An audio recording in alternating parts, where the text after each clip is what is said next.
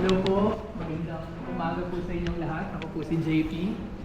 And I have the privilege of pastoring here in Green Hills Christian Fellowship, Rizal.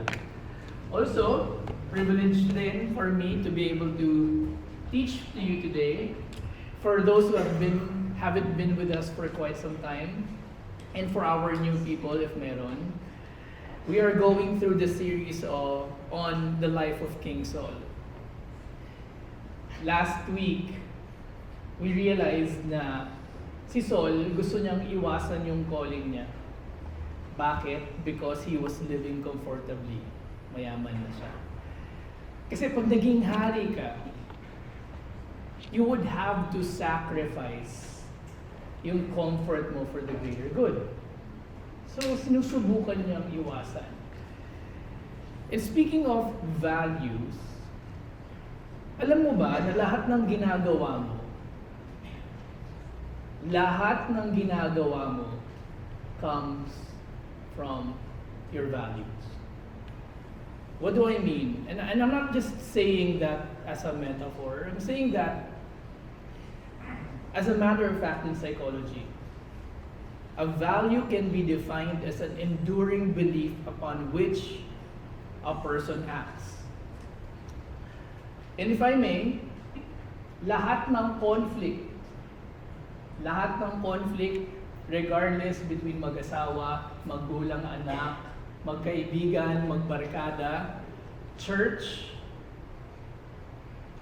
or even nations,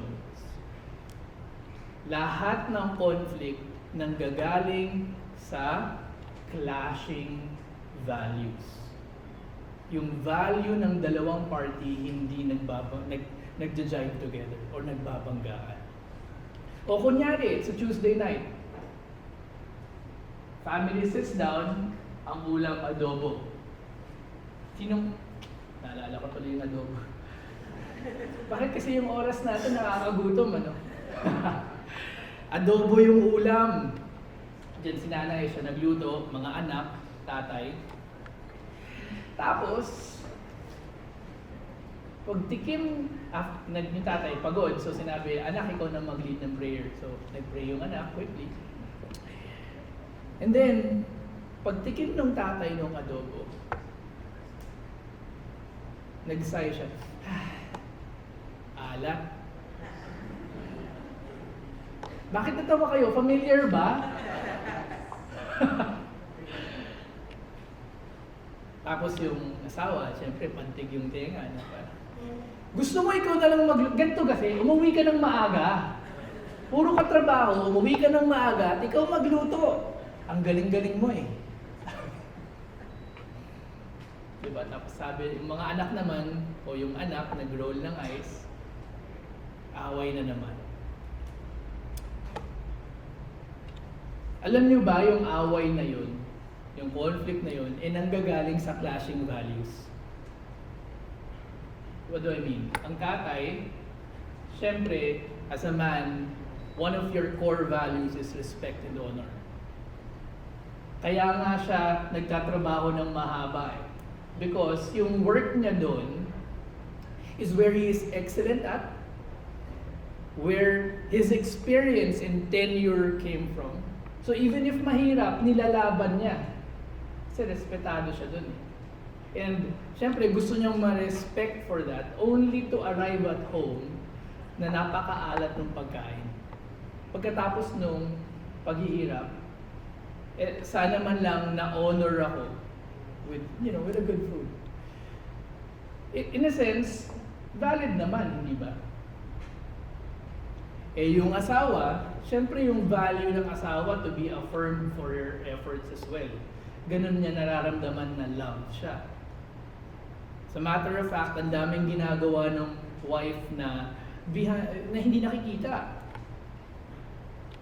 Labada, naglampaso, may sideline, tapos nagluluto pa, tapos meron pang plancha, meron pang tupi, nandyan pa yung pagbantay ng aso, kailangan pang ilakad kasi pag hindi, nagkakasakit. The least the husband can do is to thank her at the end of the day. Ma-appreciate man lang. So pakiramdam niya, I do not deserve such a harsh criticism when you've been gone for the entire day. Valid, di ba? Tapos yung anak, kadalasan, if you're still at home, ang value mo, gusto mong magkaroon na ng freedom kasi that's a young adult. You are trying to fly, di ba? May sarili ka ng trabaho, sariling pera, sariling diskarte, but nagko-compete siya with tradition. Kailangan kong kumain pa rin. Kaya kong iwasan yung stress ng bayan, pero hindi ko maiwasan tong stress ng kainan. Pakiramdam ko, lagi na lang akong trap sa away ng dalawang to. At nakikinig ako bilang audience lagi, o referee pa nga minsan. Pwede, valid rin, di ba? Parang, you would see that this typical Tuesday night dinner, napakasimpleng away, but actually, nanggagaling sa competing value. Respect versus appreciation, authority versus freedom, tradition versus authenticity, and so on and so forth. And because nobody names those values, nag-aaway tayo nang hindi natin alam kung bakit. Lagi na lang ganito. And here's the thing. Ganun din ang pwedeng mangyari sa iyo at sa Panginoon. As what you will see in this narrative, merong conflicting values si God with Saul and with the nations. And you would want to listen. Why? Because a misplaced value endangers you to choose comfort at the cost of a wonderful plan that God has for you. Siyempre challenging yun, gaya ng kay Saul, challenging maging hari. But because of comfort, he is willing to give up kingship of God's nation, and he now is a reminder of what not to be when God calls you. If misplaced ang value mo or hindi aligned with God. Another danger is that kapag misplaced yung value mo, you risk hurting God, even if clearly sinabi ni God, I feel rejected na naganap ka ng hari. You would risk that because you want what the other nations have.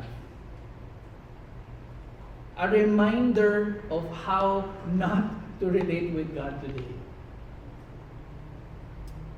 On the contrary, if aligned yung values mo kay God, the more you find yourself in harmony with what's going on, regardless of how crazy the nation is becoming, or your family has become, or your relationship is becoming. Why? Because you understand the value, what is deep in God's heart. And there is this sense of deeper acceptance in His grand design. Kasi alam mo kung saan yung values ng Panginoon. And even further than that, if alam mo yung values ng Panginoon at aligned ka with the values ng Panginoon, you know how to worship Him. You know how to appreciate Him with your output, with your work, with your words, with your thoughts. Bakit? Kasi pareho yung value mo at ng Diyos. Kaya, I'd invite you to truly consider and listen to with your heart as we study or revisit what we read kanina. Ang haba. Thank you, Patrick, for reading that. Ang pinakauna nating ma-observe doon is yung value ng Panginoon. Aminin na natin, if someone walks in sa interview mo, kunyari, you're in HR, and you own a company, may papasok, yung isa, he looks the part, or she looks the part, galing magsalita, formado, and yung isa very timid, very awkward. Aminin na natin, deep inside everyone, we are drawn to the first person who looks and speaks the part.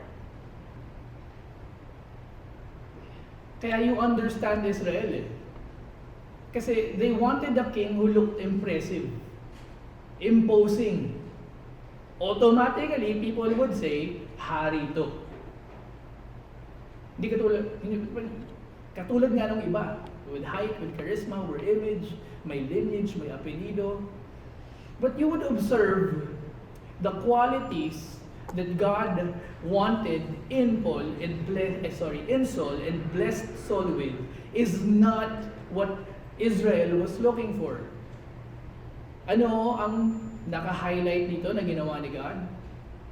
Pinakauna, God changed Saul's heart. Kumbaga, binago ni Lord ang disposition ni God ay ng puso ni Saul kay God. And then secondly, the Spirit of God came powerfully upon him. In other words, hindi height, hindi looks, hindi strength. Those are good. Those are not. They are not bad qualities. But ang ginawa ni Lord that qualified Saul is because of a changed heart and a dependent spirit upon him. Nakikita niyo kung ano yung nabavalue ni God sa leadership? A changed heart and a dependent person on the Holy Spirit. If God values obedience over appearance, then the next question is, what happens when fear of people's opinion outweighs responsibility before God? Yun ang nangyari kay Saul. Because in the next chunk of passages, you would find that Saul values safety or comfort over responsibility. Think of a group project, maybe in school, or a big presentation to a client. Tapos may isang person na pinili to lead. Siyempre sa planning medyo pabibo. But nung presentation na, tinawag yung group or tinawag ka na nung boss mo, kayo na magpe-present, biglang nawala. Nagtago, nagsabi na may allergy biglang nasa CR, papalusot, blaming others pa nga. That's all. When the time came to lead, sinabihan na nga siya ni Samuel, and then nagkaroon pa ng another process, which is casting of lots, that affirmed what God said through Samuel. Kumbaga 2 beses na naging proof na ikaw ang pinipili ng Panginoon. He was found hiding among the baggage. When people saw Saul prophesying with the prophets, sumikat pa nga siya eh. Kasi sino ba ito? Kanino bang anak to? Anak ni Kish, di ba? Is Saul also among the prophets? Naging linya na nga yun eh. Kumbaga nag-trending siya, nagpa-prophesy. Tapos, after ng mga yun, na-meet niya yung uncle niya, tinanong kung saan siya galing, sinabi lang niya na naghanap siya ng donkey, na-meet niya si Samuel, pero he never said, he did not tell him anything na pinili na siya. So, kumbaga, let me keep this a secret, na ako na yung hari. As long as possible, sana walang may alam. But Samuel gathered the people, reminded them of what God has done, sinave kayo from Egypt, and oppression of various kingdoms. Tapos, they rejected God still after all that God has done. Naghanap pa rin kayo ng hari. So, nag-draw ng lots, Benjamin napili, pamilya ni Saul napili pa rin ng drawing of lots, and then siya napili pa rin. Pero, nasaan siya? Behold, he has hidden himself among the baggage. Alam mo, interesting yun when you study that word, that baggage, the Hebrew word, is likely a travel baggage. Ano ibig sabihin ng travel baggage? umees ka po. Gusto na lang mawala. Oy, nararamdaman mo yun. Minsan gusto mo na rin magpakawala-wala, di ba? Magpakalayo-layo. Mag-soul searching sa malayong lugar. Well, and I'm saying that because we can sometimes be so harsh on soul until we ponder and admit to ourselves that you and I, we are also people of comfort. We value safety. We look the other way as well over our Christian responsibilities. We are soul when we hide from serving. Because it feels risky. Ma-hurt na naman ako. Tapos na yung stage na yun. Ayoko na. It feels uncomfortable. Dapat ginagawa ko na lang ngayon is blank. Pero kailangan ko pang pumunta dyan. Or, sige, gusto ko mag-serve. Ano yung pinakamadali? Ano yung pinaka-safe? Ano yung wala akong masyadong kakausapin at wala akong ma-offend? Instead of discerning God's call, we are sifting kung ano yung pinaka-komportable. Just like Saul. Pero si Christ, He steps forward even unto death. Son of Man came not to be served, but to serve and to give His life as a ransom for many. Hinarap niya yung pinakamahirap. Bakit? Because that's His calling. You are Saul when you avoid hard conversations. Mga magulang, ayaw mong i-confront yung anak mo sa mali. Bakit? Hirap eh, hassle. Okay na, masaya na kami. Children, ayaw nating, ina-avoid natin yung responsibility kasi we prefer the comfort instead of service. At ayaw natin pag-usapan lahat ng problema, lalo na dito sa Pilipinas, kasi ayaw nating masira yung moment, ayaw natin maging pabigat. In a sense, you and I are just like Saul. But si Christ, He valued obedience to the Father above keeping families safe from conflict. Hinarap pa nga niya yung conflict. He even said, "For I have come to set a man against his father, and a daughter against her mother. Whoever loves father or mother more than me is not worthy of me." Binasag niya yung idolatry of family.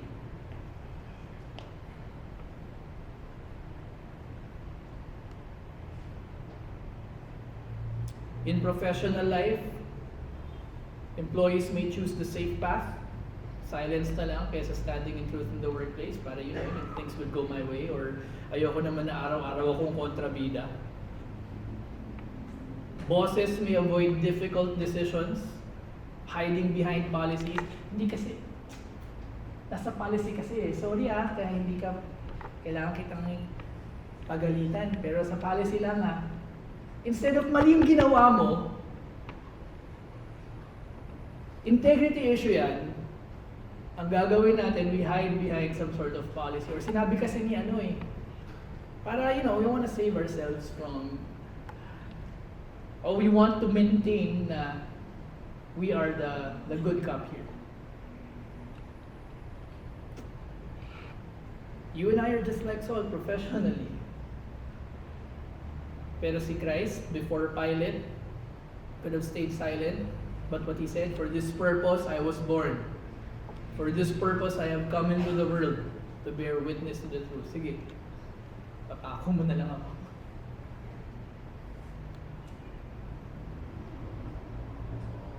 You avoid accountability.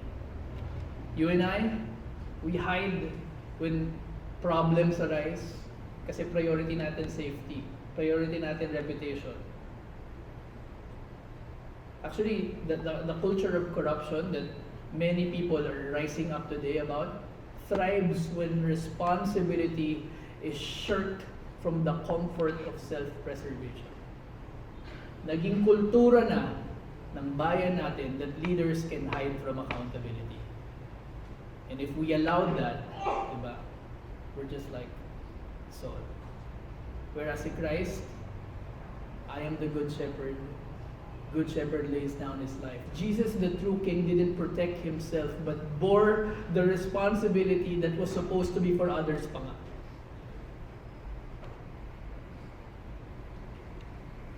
Speaking of responsibility, in personal life, we all have baggage places, parang si Saul, na tinataguan natin.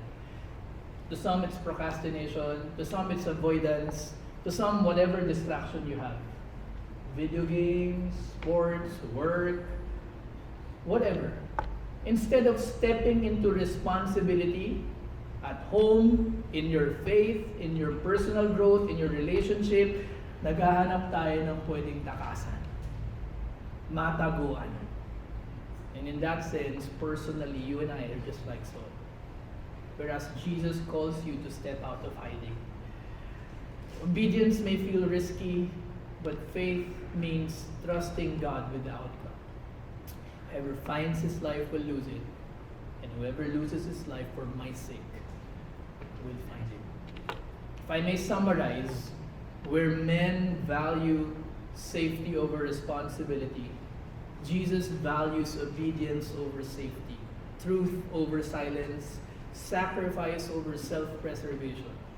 He is the foil to Saul, the correction to Israel, and the Redeemer of all. Speaking of Israel then, iba rin yung value ng Israel. Then if I may, Israel values, quote and unquote, height or outward appearance, looking like the other nation, over what God clearly said, na you are rejecting me right now. And in a sense, you and I can relate because of the social media culture of today. Napaka core value yung becoming polished in feeds. Ano pa nga ako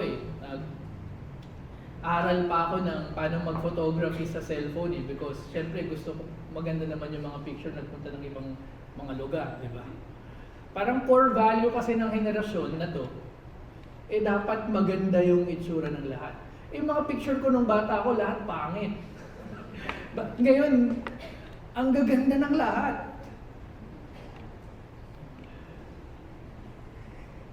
And tapos, subliminally, even if we want to deny it, we chase likes. Even if what we post naman, hindi naman, parang we post like 20% of our lives, but it's as if that's our 100%. And that's Israel. When Saul finally appeared, ang nakita nila, tall, impressive, long live the king. Sobrang iba dun sa gustong ipakita ni God na nagbagong heart at dependent sa spirit. Ang nakita nila, matangkad, impressive, just like all the other nations. There is none like him among all the people. Pa ang comment nila dahil matangkad. Let me reiterate that. Their applause wasn't for the heart. Their applause wasn't for the obedience, for the spirit dependence of their leader. Their applause were for how he looked. Napaka-blinded, no? And the story ends, may mga ibang tao pa nga na hindi nga na-impressed. Hindi naman pala lahat impressed. Pero before we again be so harsh on Israel, alam nyo, ganito rin tayo. How do we define a successful church in contemporary society? We judge ministries by success ng numbers, pag may buildings, charismatic, we celebrate leaders, both Christian and professional, for their gifts instead of integrity. Contrast doon sa sinabi ng paano makikilala ang church ni Christ. Sabi niya, you will be known for love. True spiritual success not by external growth, but by the inward reality of love and obedience. You and I value societal approval too. Sa pamilya, parents We sometimes pressure children to pursue careers or partners that look impressive to society.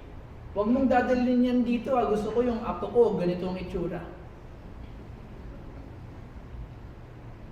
And couples, we value romance of popular people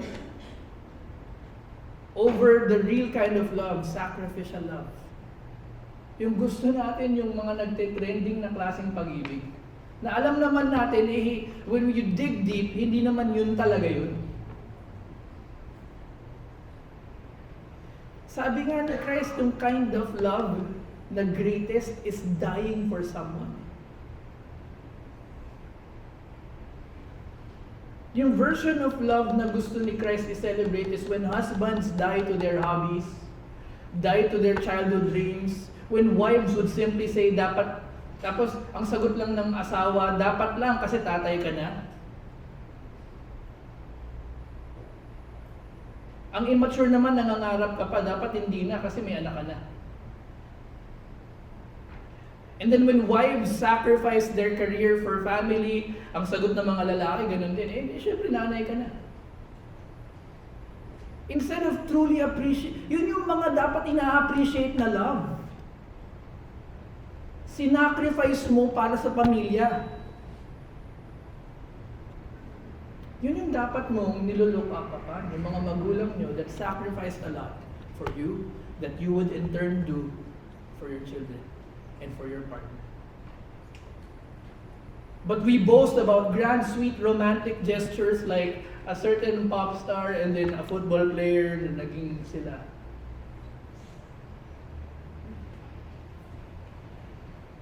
But we celebrate less the real, gritty, grimy, painful self-denials we see on a day-to-day in your house. Jesus redefines relationship by sacrificial love, not appearance or status. And just like Israel, are you rewarding appearances over integrity? You promote people who look busy. You approve people with polished resumes, LinkedIn profiles. The least that you would want to check at times is honesty and integrity. Kasi paano ba mahanap yun? But let me say that kay Christ, contrast yung value niya. That your yes be yes, anything more than this comes from the evil. Truth, integrity, substance over performance, honesty over image. Who do you look up to as well? Who do you elect? Who do you support? Celebrity faces, image-based politics, national celebration for certain people. Ano ba? True greatness is in servanthood, not showmanship.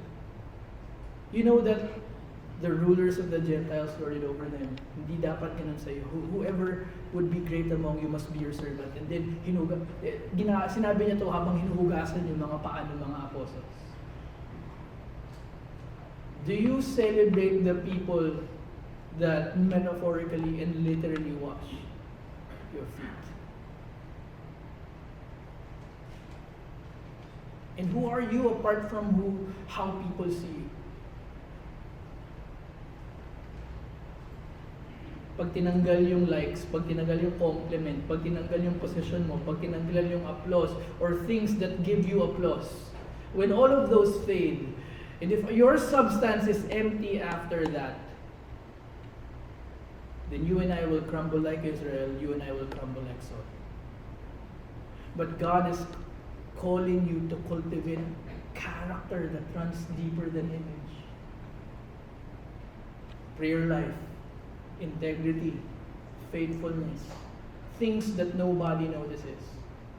And do not lay up for yourselves treasure on earth then. Yun yung mga gusto mong i-lay up for yourselves. So again, if I may summarize this part, where Israel and we are drawn to image over substance, Jesus consistently calls us back to love over numbers, sacrifice over display, integrity over performance, and servanthood over showmanship. So now, dinaanan na natin yung tatlong sermon movement, pero ang dami kong nasabi, and I'd like to distill that into 4 different core values that you must have in your life to dictate your actions based on this passage. Values that are aligned with God. So that when your relationship with Him and relationship with other people will become harmonious as well. Ang pinakauna is God's Word over the world. His Word more than social media, more than whatever it is that the world is advocating for you. Para pag narinig mo that I will be hurt, feel rejected, kapag tatahakin mo yung path na yan, hindi mo itutuloy. Because you value the truth in Scripture more than what you feel and what the world suggests. Man shall not live by bread alone, but by every word that comes from God. Value obedience over appearance. God gave Saul another heart and his spirit, showing to you that that's his value, not the height. And may you continue to look on the outward less, but more on the inside, just like God. You want to value responsibility over safety? Saul hid in the baggage para takasan yung responsibilidad niya at maging safe. But your Jesus Christ stepped forward to the cross. Whoever loses his life for my sake will find it. And lastly, substance over image. When Israel shouted for Saul's height, Jesus defined greatness by washing feet. And by this, all people will know if you have love for one another. Imagine the difference, church. What would it look like if all Christians lived these values? Maybe our church, decisions weren't made by what looks good or feels safe, but by obedience to God's word. Mas nagiging simple. And in our families, parents guided children by faith, not by pressuring. And children honored their parents with respect, rooted in Christ. In our workplaces, Christians will be known not for cutting corners, but for integrity. And ang tapang dahil alam niya yung paninindigan niya. Imagine if in our nation we stopped cheering the tallest, the loudest, or most famous, and started longing for leaders who serve with humility and truth. What would Rizal look like if the church truly lived out God's values? Anong magbabago sa lugar na to? What would your household look like? What would your heart look like?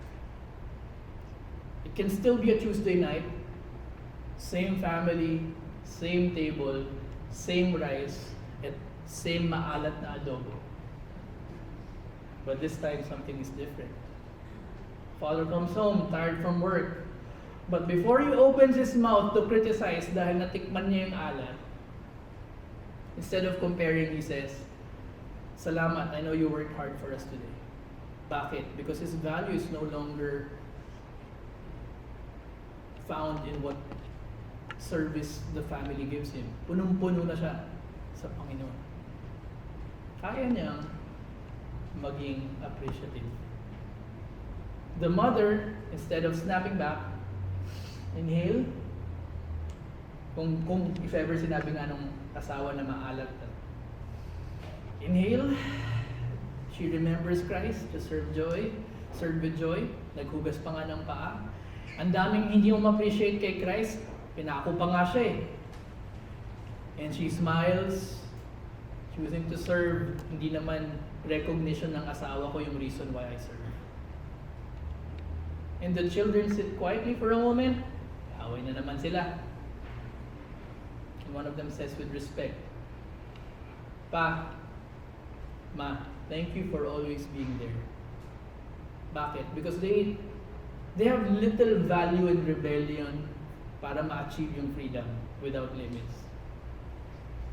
Because truth spoken with respect, mas alam nila, mas malalim sa kanila yung honoring their parents over retreating to safety of freedom.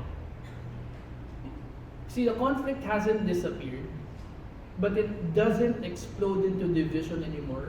It becomes healing pa nga because God's word has reshaped their values. Because the Spirit has reordered their values. Because Christ has become the treasure of that household. But you and I know that this isn't easy, hindi ba? You've tried to bring peace into your relationship, in your profession, in your family, but the cycle of conflict repeats over and over and over again. You've tried to set your priorities in personal life, in business and in church, but yung misplaced values mo, aware ka na nga pero bumabalik pa rin. And the truth is, we can't just will ourselves into God's values. Yung apat na yun, it's not going to be natural. Something greater, a bigger passion should capture you para yung value mo for yourself takes a backseat. And yun yung ini-explain ni Jesus Christ about His kingdom. Kingdom of heaven is like a treasure hidden in a field, which a man found covered up. Tapos sobrang valuable nung nahanap niya that he goes out and sells everything. All the other values takes a backseat. Ano yung nangyari dito? The person realigned his values not because he simply want to find peace, but it's part of it. Not because he simply want to understand how to worship God, but of course it's part of it. But his former values get eclipsed by the overwhelming worth of Jesus Christ. He's so good, He's so glorious that He becomes the standard by which all the other values are measured. Ang dami, and hindi pa nga ito lahat hindi kasi magkakasya sa slides. But there is so much beautiful things that you gain in Christ that you no longer get affected as much as before. And it becomes better and better and better as you understand the worth of Jesus Christ in your life. And if pakiramdam mo what the world says still rings very true sa puso mo, hindi mo pa rin matanggal, it's really because you need to understand further what Christ says about you. And the more you understand your worth in God's eyes, the less relationships, the less success in the world's eyes become insatiable. But here's a question. Kung ganito ka-treasured si Christ, ganito siya kaganda, ganito siya kalalim, ka-profound, ka-beautiful, why do people still miss Him? Why do we still cling to appearances, applause, comfort, safety? Why are our values still misplaced if alam naman natin na ganito kaganda si Kristo at ang kanyang kaharian? It's really because of sin. Sin and misplaced values as a result. But there's a solution. Kaya nga dumating si Christ. Jesus lived the perfect values we could not. He treasured His Father's will above all, even to the point of cross. And there He died for our misplaced loves and broken hearts. And all we have to do is to respond in faith and surrender. The call is clear. If you confess with your mouth that Jesus is Lord and believe in your heart that God raised Him from the dead, you will be saved. Salvation isn't about trying harder, looking better, fixing your values by yourself. It's about surrendering to Jesus, the bigger treasure, the stronger passion in you, the one who gave his life for you, and receiving the new heart only he can give. And for those of us who already believe, tinanggap mo na si Christ, the gospel is not just the door into Christianity, it's the power to keep living it. Therefore, as you receive Christ Jesus the Lord, so walk with Him. You don't need to earn God's approval again or ever by appearances. In Christ, you already have His full acceptance. Hindi mo na kailangan bumalik doon sa baggage na gusto mong magpakalayo-layo at mawala. In Christ, you already have the Spirit to empower you. And you don't need that applause anymore. In Christ, you already have eternal inheritance that cannot be taken away. You shall no longer want. So I end with this question. Will you keep hiding in your baggage? Or will you step out into what God has called you? Will you, just like Israel, be impressed by outward appearances? Or just like God, see through that and focus on the heart? Come to Christ and live by the values of His kingdom. Repent your misaligned values and forever understand what it means kung ano ang puso ng Panginoon. At ito po ang ating breakout groups for today. I don't want us to just hear this and move on. I want us to sit with it, reflect on it, talk about it together. Because values shape us deeply.